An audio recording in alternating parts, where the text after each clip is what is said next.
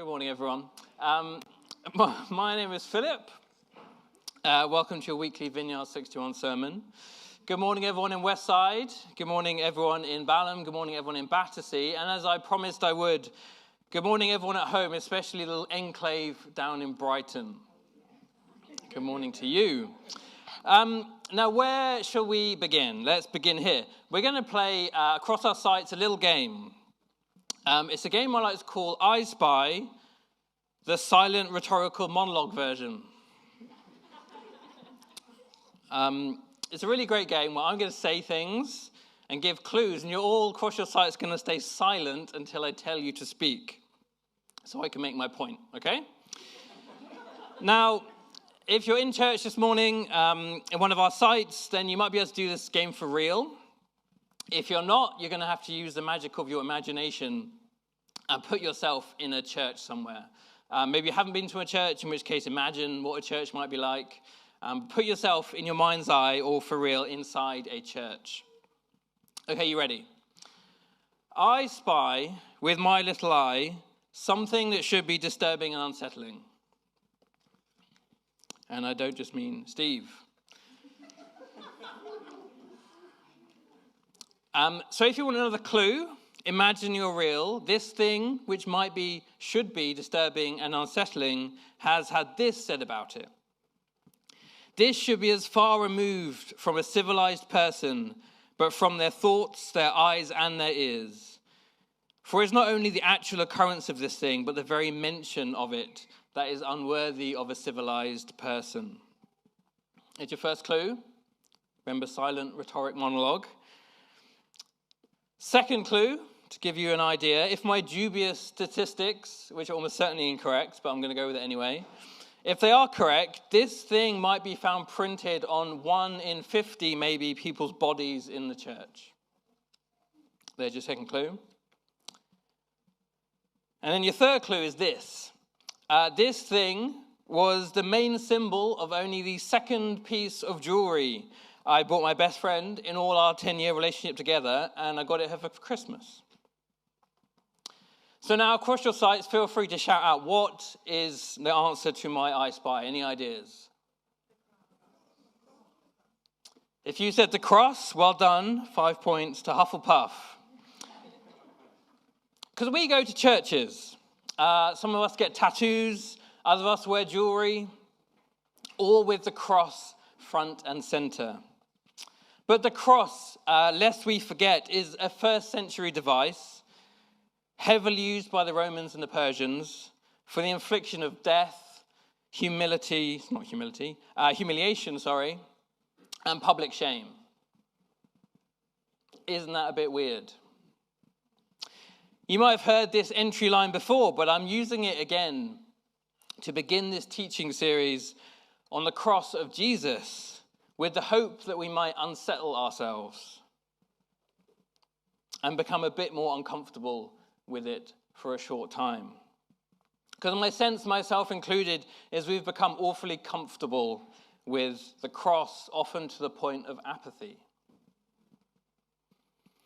And my hope is through this series, we can unsettle ourselves in the short term so we might re-find a place of awe, of gratitude, and inspiration. And let me draw this whole series into one maybe single question. And the single question might be asked like this. Why is this device for public shame, torture, and death a symbol of hope for billions of people around the world? But in reality, that's not actually the right question. Because crucifixion, the act of being killed publicly on a cross, wasn't actually very uncommon in the time when Jesus was on the earth. In 519 BC, King Darius I, king of Persia, the same king mentioned in the book of Ezra, is said to have crucified 3,000 political opponents. And in AD 66, so just after, 30 or so years after Jesus' death, when the Romans came and finally fully ransacked and invaded Jerusalem, it was reported historically that they crucified so many Jews, they ran out of wood. So the question is not so much the way I posed it a moment ago, but the question is how this horrific, often tortured device that Jesus died on became a symbol of good news. So here is our operating question for this series. Why is the crucifixion of Jesus of Nazareth a symbol of hope for more than 2 billion people across the world today? And this is our follow-up question for us individually. Is the crucifixion of Jesus of Nazareth a symbol of hope for you?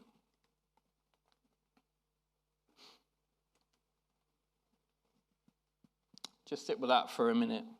I wonder what your answers might be.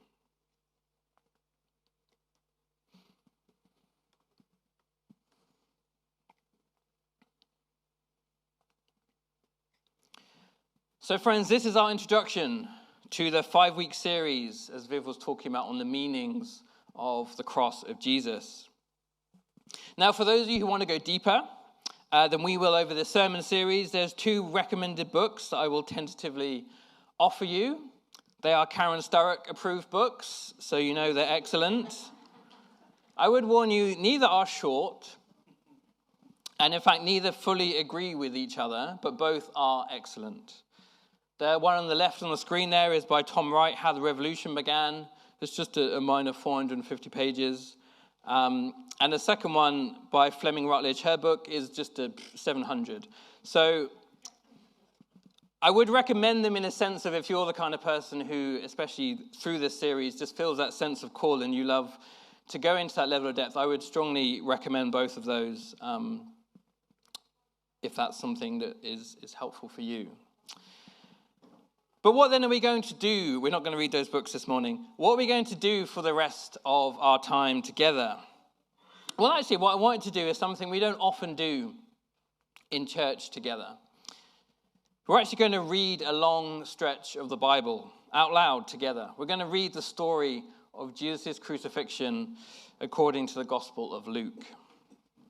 And what we're going to do is I'm going to read out some sections of the story and invite you to read it with me, and across your sites or at home, feel free, I would love you to join me as we read them through. And after each, I'm just going to offer us some simple observations. Things about what we have read, which we can take forward and understand what maybe Luke is communicating about this story of Jesus. Now, my first draft of this would have taken about 50 minutes to go through, so I have selected various scenes, and I'll guide you through the narrative. But my hope for this series is it just occurred to me that there's an entire possibility, and myself included, that I'd go through Easter again and not actually sit down and just read the whole story of what happened. And so what I want us to do together is to read together and notice together what the biblical writers, in this case particularly Luke, what is he telling us about this story of this thing that actually happened. So if you'd like to open your Bibles with me to Luke chapter 22. And we will start reading together. I'm going to start reading. It's on the screens. And again, you're welcome to read out loud with me across our sites, but you're welcome to just sit quietly as well. So we read from chapter 22, verses 1. Now the festival of the unleavened bread, called the Passover, was approaching, and the chief priests and the teachers of the law were working for some way to get rid of Jesus, for they were afraid of the people. Then Satan entered Jesus, called Iscariot, one of the 12. And Judas went to the high priests and officers of the temple guard and discussed how he might betray Jesus. And the first thing to notice here is when. When did the crucifixion happen, Jesus' crucifixion? It happened during the Passover festival. The Passover was the annual celebration of the most significant and formative event in the identity of the people of God. It was when God intervened and saved his people from slavery and oppression of Egypt. We also know from the other gospel narratives that Jesus intentionally picked this time to head to Jerusalem for his death, where he knew he would finally be killed. And what we know from this, therefore, is some of the meanings of the past event of Passover are about to be repeated. The second short thing we can start to notice is Luke is very intentional from the beginning about framing this as a kingdom battle. As Luke puts it very clearly, Satan entered Judas, and this is where the death story begins. And the third thing to frame the rest of our reading is this. Jesus at this point is intensely popular with the crowds. It says here the religious leaders were afraid of Jesus because he was so popular, and they couldn't act because he was so loved.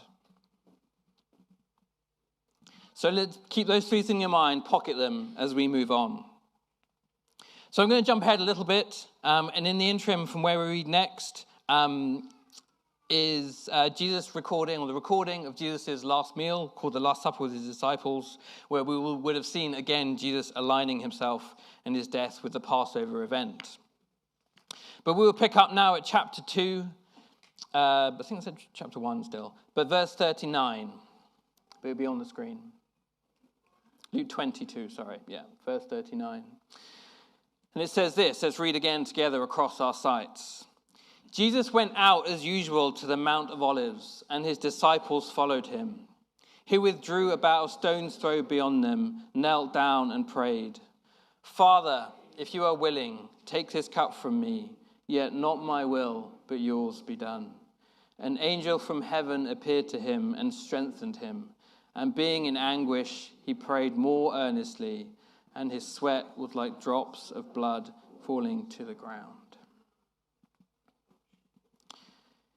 Just one thing I want us to notice here is in Luke's account very clearly the unity of the Father and the Son. There is no separation here at this point. Jesus is not acting alone of his Father's will, nor is the Father imposing a will on a powerless Son. Far from it, we see the Father send angels to minister and strengthen the Son. They are together in their Trinitarian nature in what is about to happen. So we will continue on now from verse 47. Let's read again. While Jesus was still speaking, a crowd came up, and a man who was called Judas, one of the 12, was leading them. He approached Jesus to kiss him, but Jesus asked him, Judas, are you betraying the Son of Man with a kiss? Then Jesus said to the chief priests, the officers of the temple guard, and the elders who had come for him, am I leading a rebellion that you have come with swords and clubs? Let me keep going. Every day I was with you in the temple courts, and you did not lay a hand on me, but this is your hour when darkness reigns. Then seizing him, they led him away and took him to the house of the high priest, and Peter followed at a distance. So already as we follow on, we have seen the religious leaders have turned against him. And now we have already seen that Judas, in his disappointment with who Jesus had appeared to be, had allowed Satan to enter him to begin the betrayal. One of his closest friends betraying him with a kiss. And now what we see, and Luke says it very subtly, the other gospel writers are clearer, and it says that only Peter remains. In other words, the rest of his disciples run and leave him. And it's really important to remember here, these are not simply his disciples. As Jesus speaks to them earlier in this, the sense of him running up to his death in John 15, Jesus says this to them, greater love has no one than this, to lay down his life for one's, what does he say? Does he say one's disciples? Does he say one's followers? No, he says greater love has no one than this, to lay down one's life for his friends. Jesus was deserted by his closest friends. And the other thing we can notice to start building these themes, if you like, turning up the volume, is a very clear second reference to the spiritual battle that is brewing. When they arrest him, Jesus says, you can't do anything in the daytime and the light, but you're acting now in your hour when, quote, darkness reigns. I'm sure it is referring to a literal time of the day, but Luke is probably also pointing us more symbolically. Throughout Scripture, when God speaks about he is light, and when the powers of sin, Satan, and death are talked about, it's symbolized by darkness. Luke is making it clear to us that darkness is rising and this clash of kingdoms is growing. So let us continue from verse 55 now. And when some of those at the house of the high priest had kindled a fire in the middle of the courtyard and sat down together, Peter sat down with them. A servant asked him, seated there in the firelight, "You looked closely at him and said, 'This man was with him.' But he denied it. 'Woman, I don't know him,' he said. A little later, someone else saw him and said, 'You are also one of them.'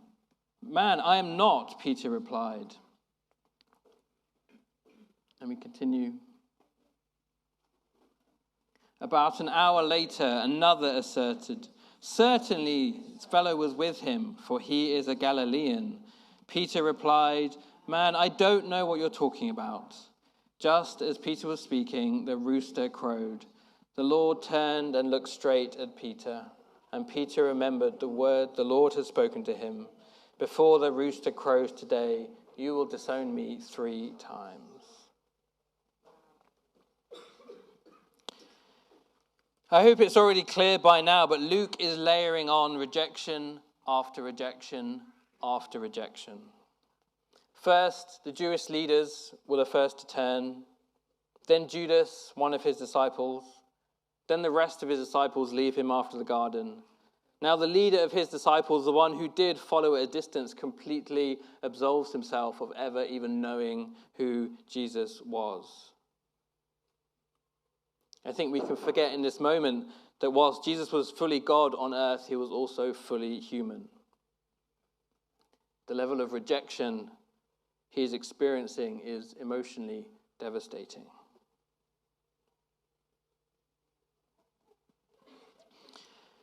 I don't know how this is feeling so far, but as I said at the start, I want to just land us and soak us in the real, actual story.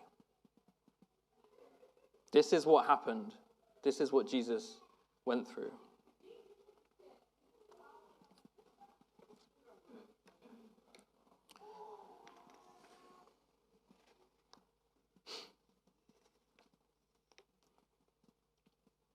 But let's continue from verse 66.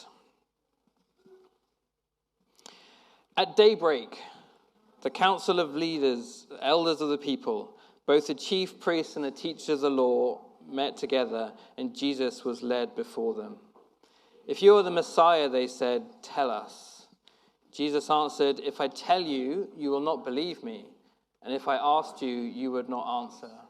But from now on, the Son of Man will be seated at the right hand of mighty God." So already we've had these 2 references to the spiritual forces beginning to move against Jesus.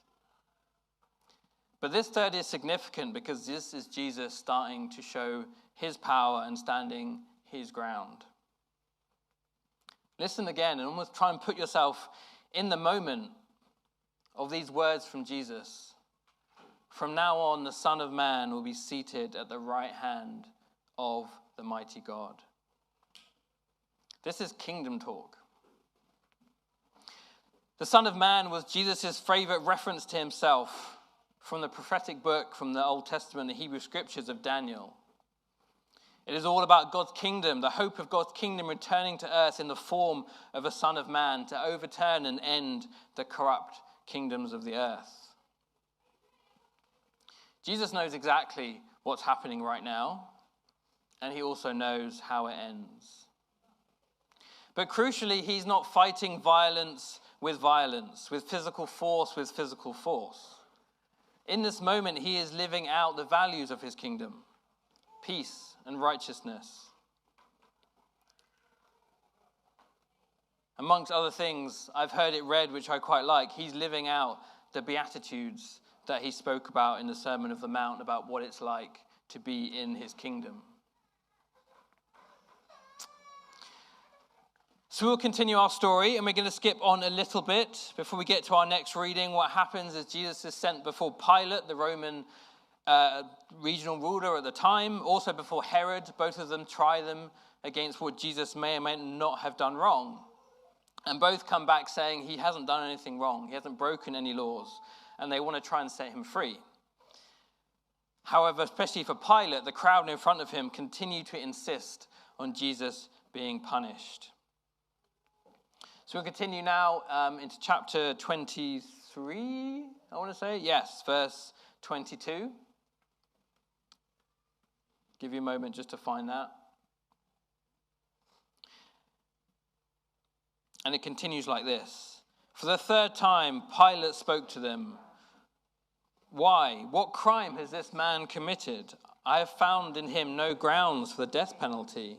Therefore, I will have him punished and then release him. But with loud shouts, they insistently demanded that he be crucified, and their shouts prevailed. So Pilate decided to grant their demand. He released the man who had been thrown into prison for insurrection and murder, the one they asked for, and surrendered Jesus to their will.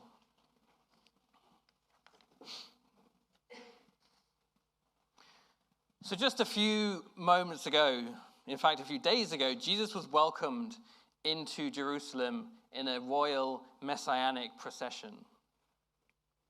Fast forward to where we are now, the religious leaders turned against him. His first disciple betrayed him. First of his disciples betrayed him. The rest of his friends ran away in fear. The leader of his followers decided to say 3 times he never knew him. And now those crowds have turned and are condemning him to death. And even the Roman powers relent and fail to protect him. Every single human in this story is rejecting Jesus and leaving him to die alone.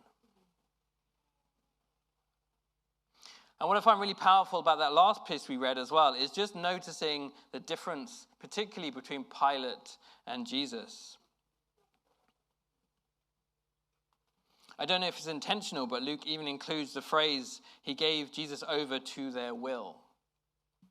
And I see a similarity there with the use of the will in Jesus' prayer in the garden. So where Pilate surrendered his human will to the will of the angry crowd to make his life easier, Jesus surrendered his human will to the will of the Father, even though it would end in his death, to make our lives easier.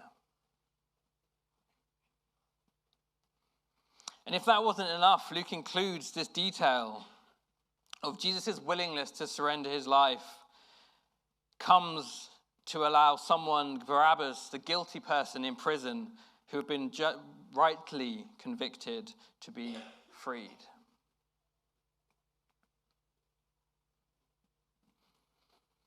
Let's take a brief time out. How are you doing? How are you doing in Westside? How are you doing in Battersea? How are you doing here at Balham? Maybe you've had enough. And that's good, but we're not done yet. And that's kind of the point I was hoping to make. Not that you necessarily remember all of these things in this moment, but I was hoping even we could experience something today. This is a lot. The cross is not a 3-point sermon. It's not even a 5-week series. It's a real, historical, complex, multi-layered event with revolutionary implications. And yet most of us don't notice there's a cross in almost every church we walk into.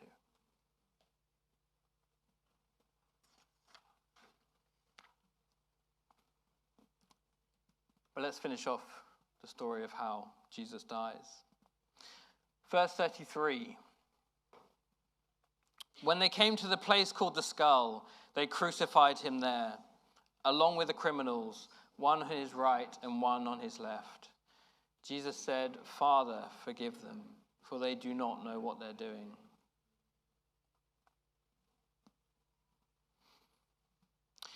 Do you know that saying, character comes out of us when we're knocked down? Probably not, because I made it up yesterday. But I was like, There's some kind of line that kind of is about that, right? And I couldn't find it, so there's one. But it's kind of true, right? And so let's pause. This is Jesus. His character, the fullness of God in human form, in an absolute moment of destitution. And what does he say? He says, Father, forgive them. I mean, who says that? By comparison, I turn into a monster if I haven't eaten for 3 hours. But this is Jesus. This is God. Even in this moment when every single human character has rejected him, betrayed him, left him to die this unjust death, he has compassion and he has love and he prays for them. And in this prayer, to me, it's saying he is still united with the Father.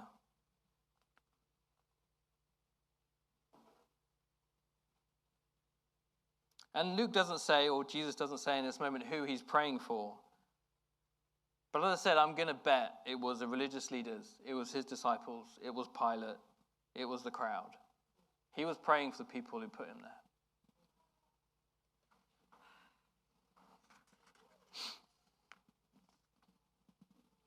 Okay, let's keep going. Verse 35.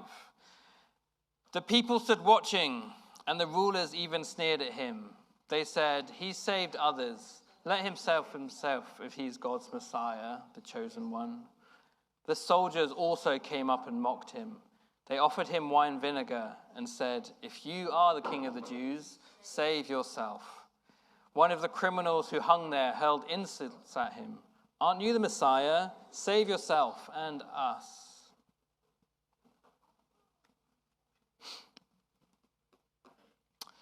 At the start of Luke's Gospel, in Luke, roughly Luke 13, what's known as Jesus' temptation in the desert, Luke finishes it with this detail that I've always found very intriguing and noticed. It says, when the devil, which is another name for Satan, had finished all his tempting, he left Jesus until an opportune time. And the reason I'm fascinated is there's a couple of indirect references, but it was never very clear those times when Satan returned again to tempt Jesus. But have a look at this story. Those things, those three audiences were saying, the people watching, the soldiers, the criminals, they were saying, use your power if you are the Messiah. Save yourself, come down from that cross, and we will follow you. Is that not the same temptation, the same voice as Jesus had in the desert when Satan said, throw yourself off here and you'll be saved if you are the Son of God and people will worship you? Is that not the same temptation as in the desert, or indeed the desert, as it says in front of me? So I think these are human words of the criminals, the soldiers, the onlookers. But I would be confident it's the voice of Satan. He's all over this story, according to Luke. Because he knows if Jesus comes down from that cross, which he could, the fight is over and Satan wins. The kingdom of sin, death will win. There will be no forgiveness of our sin. There will be no defeat of the power of sin. There will be no resurrection. There will be no release of the Holy Spirit in God's presence. There will be no new creation. There will be no return of God's kingdom to earth. If Jesus obeys that voice, there is no gospel. But this is Satan's last stand in this kingdom battle, and he chooses the time when Jesus is at his absolute weakness. So let's finish with our last reading from verse 44. Let's read together. It was now about noon, and darkness came over the whole land until 3 p.m, for the sun stopped shining. And the curtain of the temple was torn in two. And Jesus called out with a loud voice, Father, into your hands I commit my spirit. And when he said that, he breathed his last. So if I am right, and that was the voice of Satan to Jesus, tempting him again, then Luke doesn't waste much time in telling us what Jesus decided. He doesn't waste time in telling us how this kingdom battle is going to end. That temple curtain tearing is a powerful symbol of God's kingdom now returning to earth because of Jesus' choice. This curtain it talks about is the curtain that separated the people of God from the full presence of God. These were the conditions under the first covenant with his people, covenants required because of our sin and the power of sin in humanity. But Jesus' choice to go to the cross, to undertake this rejection, is what has released God's presence back into the world. Jesus stood firm and the true king won. And again, we can see in Luke's account, Jesus is still one with the Father at the end. This is the story of God together acting as one for our good. And breathe. That's the event. That's what happened. It's very interesting that Christian belief is grounded in a number of critical historical events. Our faith is a historical faith. And one of these is the crucifixion of Jesus, something that very few, if any, historical scholars doubt happened. This is real history.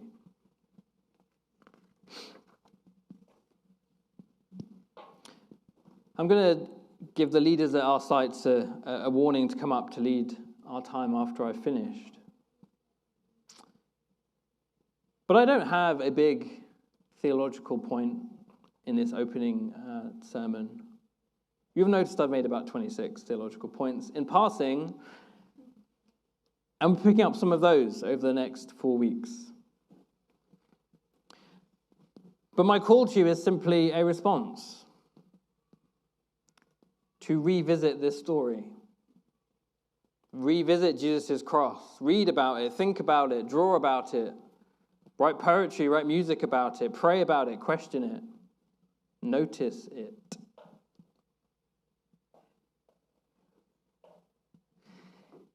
In preparing for this series, I've read 1,500 pages of theological content on the cross and the resurrection. Because although we're talking about the cross a lot, these two are like magnets. You can separate them temporarily to talk about them, but they come together again.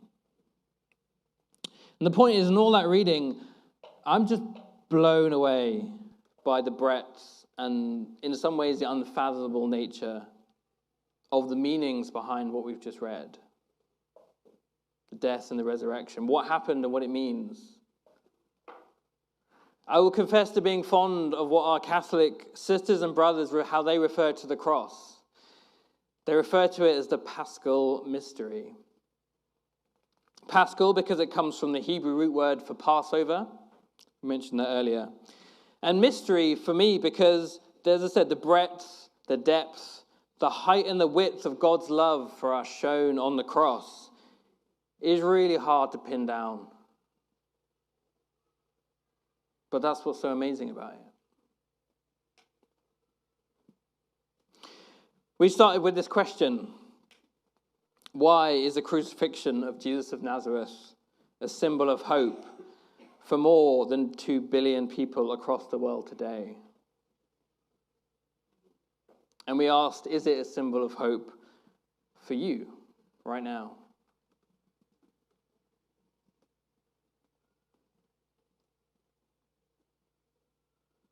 So my call to you is, if you're sitting here and you resonated even with my opening, that actually maybe you have got comfortable with this. Maybe you do have a sense of apathy or like, oh, it's just a cross. Then use these weeks to ask God to give you a new revelation, a fresh revelation, a reminder of what's going on here. And as I transition, I was talking to Viv the other day, and I was telling her a story, and she said, I think you should end with that story.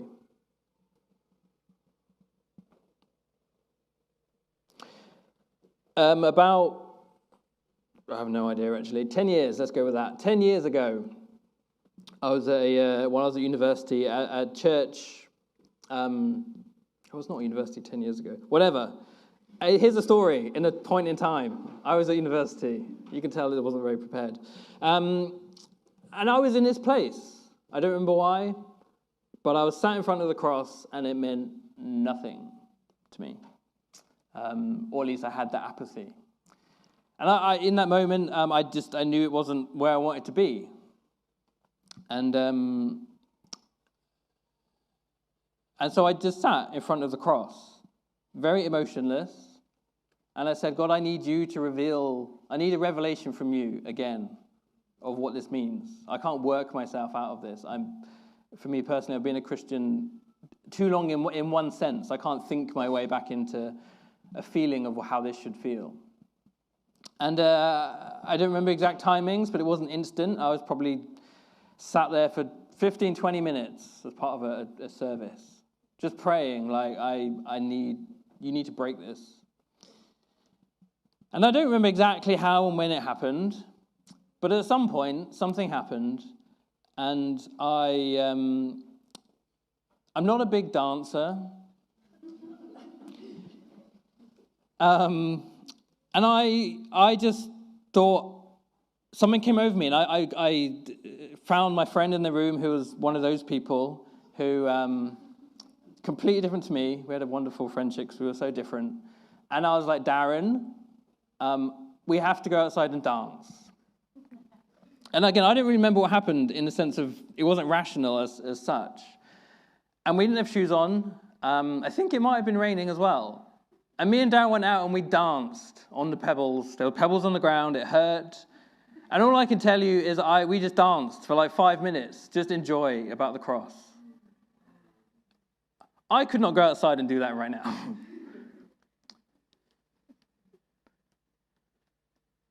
And so what my hope was in finishing with that story, I'm going to hand back to Steve at Westside and Chris at Battersea, is if something has stirred in you this morning that you want to refine the wonder, you want to find the meaning, the revelation, something different, something new about what the cross means, is to ask God. Beg him. I was begging him in front of that cross. This is not just theology.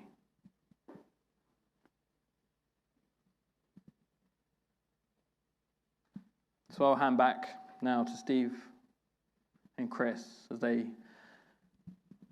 lead our ministry time this morning.